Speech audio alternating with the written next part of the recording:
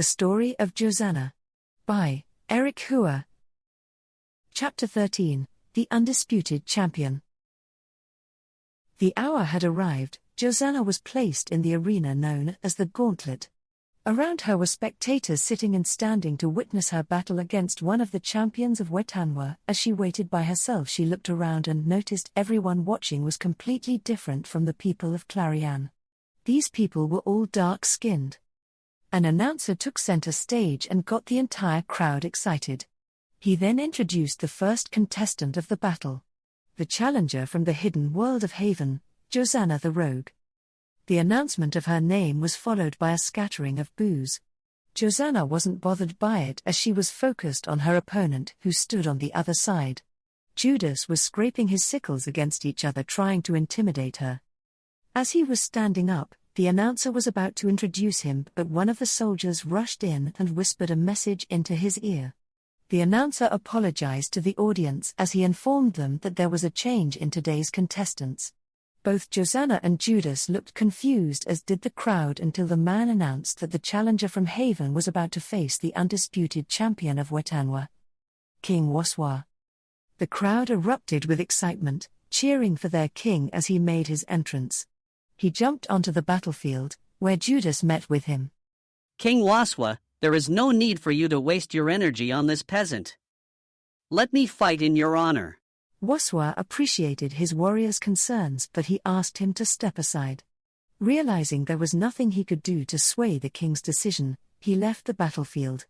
That left Josanna alone to face off against the greatest warrior in the entire city. She took a quick assessment of her opponent, seeing all he had was a battle suit but no weapons in either hands. Josanna drew out her sword in order to prepare for the fight. You don't have a weapon with you. Do you think I'm weak? No. Right after speaking, he briefly disappeared from Josanna's vision and reappeared in front of her. He swiped at Josanna with his right hand that had claws at the end of his fingertips. Josanna barely avoided the attack, but she regained her footing. I am the weapon. Josanna had to re-evaluate her thoughts. This king was the exact opposite from how she imagined most kings to be. The biggest concern for her at the moment was Waswa's speed. She was clearly outclassed in that regard, but there was one thought in her mind that gave her solace: Waswa wasn't as quick as Rice. She figured if she could drag out the fight long enough, she could adapt to his speed and then she might have a chance. Trusting her endurance, she allowed King Waswa to initiate the fight. He was absolutely relentless in his attack.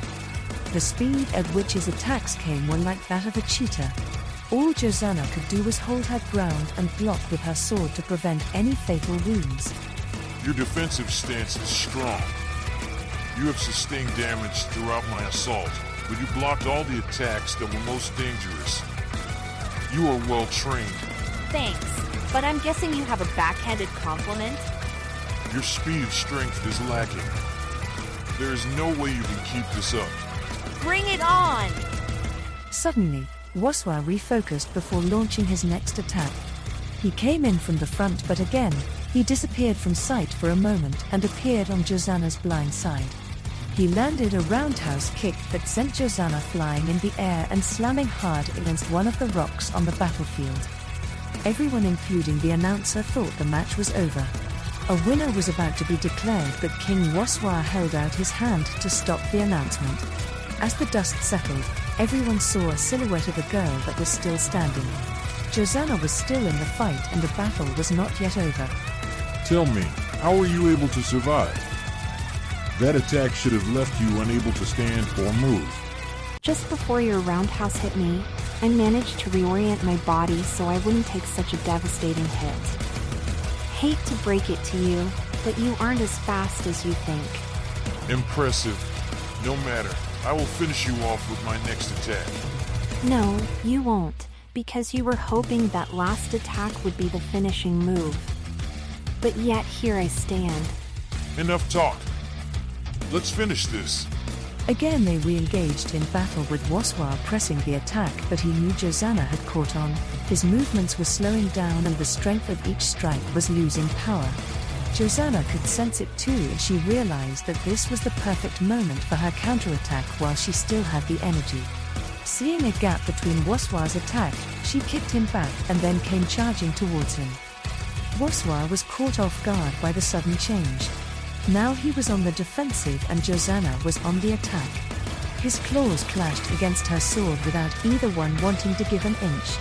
But after sensing another slip-up from Woswa, Josanna saw the chance to launch an unexpected move. She threw her sword right at the king. King Woswa couldn't react until the blade was inches away and he barely dodged the sword. Once the weapon flew over his face, he sensed his final chance to strike. Without a weapon, Josanna was now defenseless and King Woswa came blitzing in to end the fight. He reached out with his right hand ready to slash the unarmed girl, but when he was well within range to attack, he suddenly stopped. The crowd was completely stunned by what they had just witnessed. King Woswa had his hands raised and he looked to be the victor of the fight had he continued his attack. But after a closer look at the scene, Josanna had a dagger in her hand and the sharp end was pointed near King Woswa's throat. You are extremely resourceful. I thought you were completely out of tricks, but you had a dagger hiding in your boot all this time. I apologize for having to resort to such tactics, but it was the only way I could get the upper hand on you. You have fought well. Now finish this battle, like a true warrior. King Woswa closed his eyes waiting for the final blow, but Josanna threw her dagger aside, shocking the crowd. King Woswa, I did not come here to end any lives. My whole purpose for sneaking into your city in an attempt to steal your prize sword was to save a life. I do not understand. Queen Clarion, she is sick. When the audience heard her name, the entire stadium gasped and talked among themselves. That is our sworn enemy. How dare you mention her name on these grounds? King Woswa, we should dispose of this intruder immediately. She will only bring destruction and doom to our city. With so much noise, King Woswa let out a war cry which silenced the entire stadium. He then allowed Josanna to continue speaking. Her plan was to send me to be a messenger to you so that the both of you could meet up and discuss a possible end to the war. However, she's very sick now and the only way I can help her is by trading your sword to someone who has the cure. Woswa turned away from Josanna for a moment, grab some air and clear his thoughts. Everyone in the arena waited for the king to make a decision, and when he turned around to face his soldiers, they were all silently awaiting his command. Prepare us our steed. I'm going to Clarion.